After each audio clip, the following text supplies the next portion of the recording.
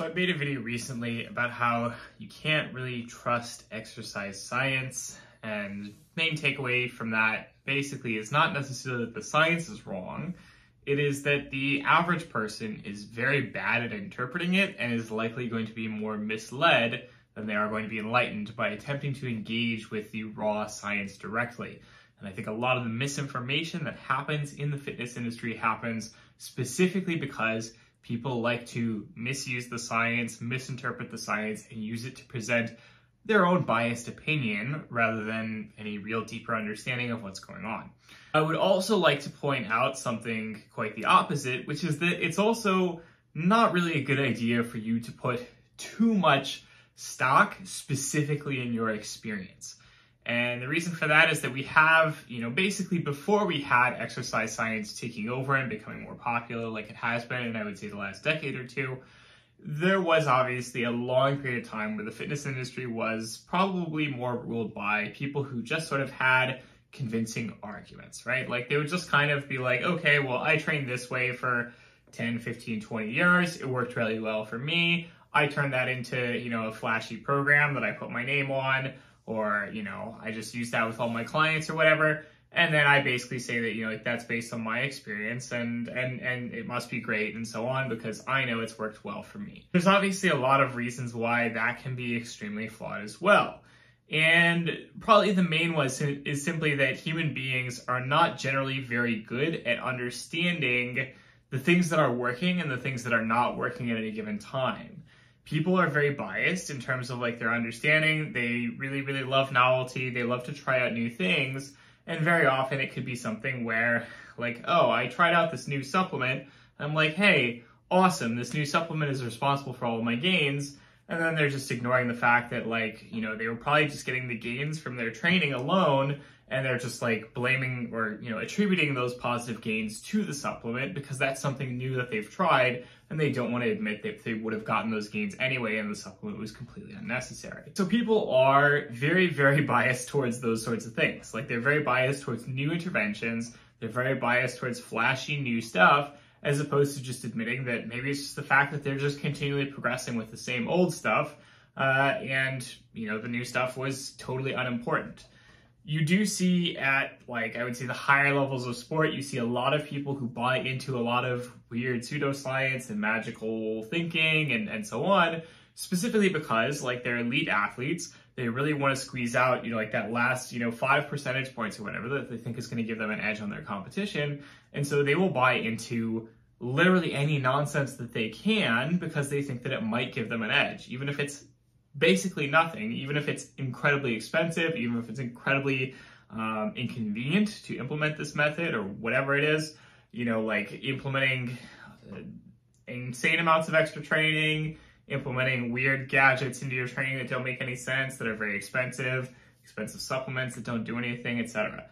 There is a long history of all sorts of stuff, and I would say that in many cases elite athletes are maybe sometimes more susceptible to this than non-elite athletes simply because they care a lot more and they really, really want to, throw the whole kitchen sink at it.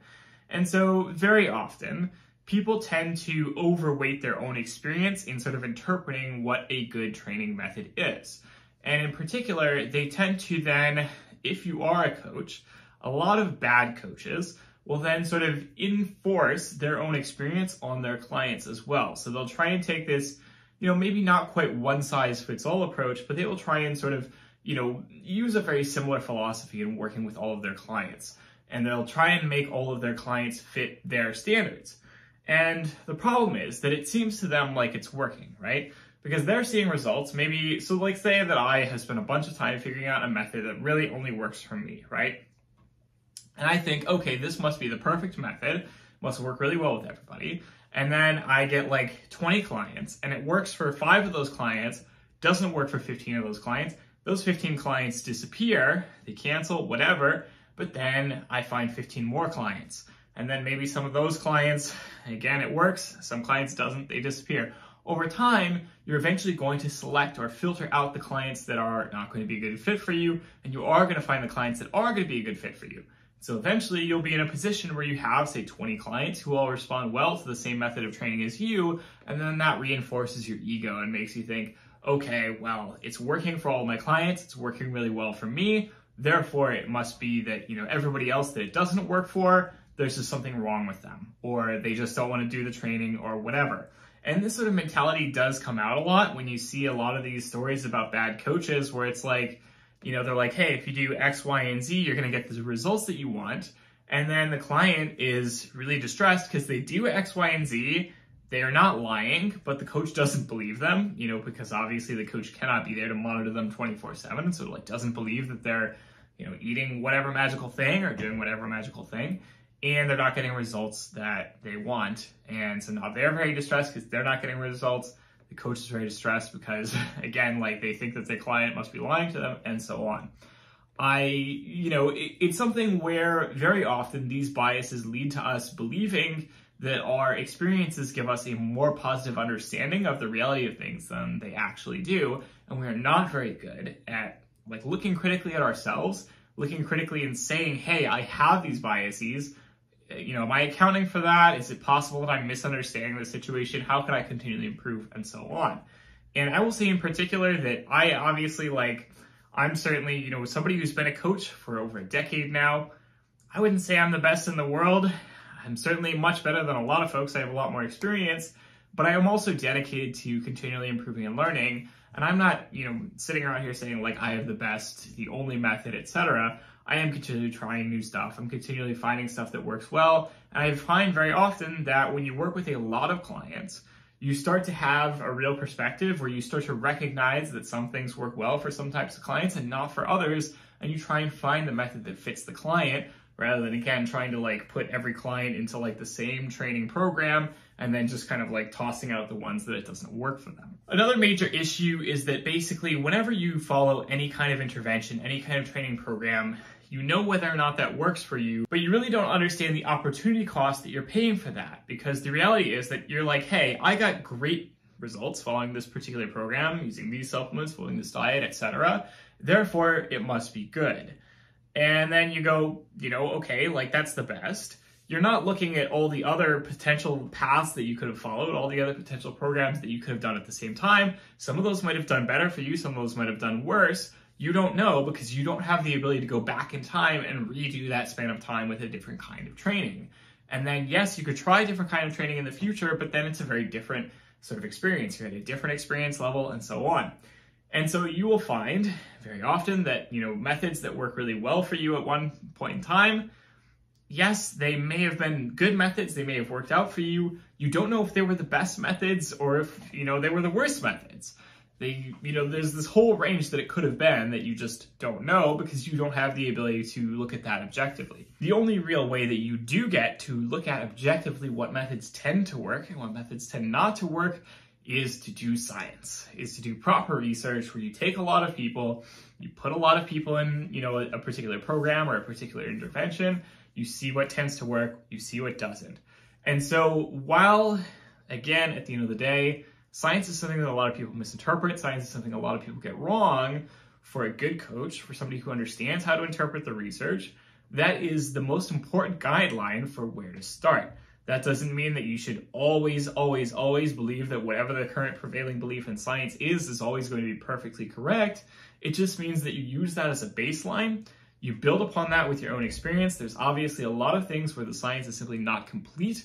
So in those cases, yeah, maybe you rely a bit more on your personal experience. You rely more on what has worked for you or what has worked for your clients or whatever the case is. But over time, science tends to fill in those gaps. We tend to get more research that tends to improve the overall picture, the body of evidence. Science does start to fill in all those things that we normally associate mainly with just your own personal experience. So at the end of the day, it's a combination of the two that you really need. You really need both that objective research that gives you a sense of what is going to be a good starting point, what is going to generally work best for most people, but also your own experience, combining that with just practice, finding out what works for you, trying out different things, finding what things you like, finding out what things you don't like, finding out, like what things work well for you and don't work well for you, and then combining those two together to get an actual, real working understanding of how to make your training work for you. And I've talked a little bit in the past about how I have maybe slightly unorthodox opinions about basically my own training. I don't even apply these to my clients. Specifically, for example, I generally find that linear periodization has always given me the best results. Generally, nobody is going to say that linear periodization is the best. I don't even say that. I don't think it is for most people, but I find that linear periodization has worked the best for me every time that I've hit major PRs, every time that I've been at my best, at my, in my best shape. So for me personally, yes, I'm going to continue to do linear periodization. I have been hammering away at literally the exact same exercise program for the past year and a half, 0 changes. I have been basically just slowly and steadily using a linear periodization approach, increasing the weight, increasing the reps each time, and that's been working well for me, and I am pushing past some of my previous strength records currently, and I'm going to be starting to hit PRs again soon in terms of my 1 rep max on a lot of movements. So the question is, do I personally think that that's evidence that everybody should do linear periodization all the time? No, of course not. That is experience that works well for me. That is what I find works best for me, my personality, the kinds of things I enjoy doing, the kinds of training that I tend to find works well with me, my psychology, my body. That is not a general recommendation for everybody. And I use very different approaches with clients depending on, again, basically you start off with a client, you have an initial meeting, you get a sense of their training history, you get a sense of their training needs, you get a sense of what works well for them and what doesn't, and you adjust your coaching approach based on that. And I have built up a variety of different approaches over the years from working with a variety of different clients, and I find what tends to work well for some people in some situations. Even then, you may find that you give a particular person a program that you thought would work well for them, it doesn't. And so you have to adjust, you have to find new approaches, you have to try new things until you do find what's going to work well for them. Because if you don't, they're going to leave, they're not going to be your client anymore, they're not going to benefit from training anymore, and that's going to be a lose for everybody. So, again, it's not just science, it's not just personal experience, it is a combination of the two that you use to find what is going to work best for you, what is going to work best for your clients, and so on. So that is all for this week's video. I hope you have enjoyed it. As always, don't hesitate to like, comment, subscribe. Tell me what you would like to see in future videos. I will talk to you all next week. Have a good one.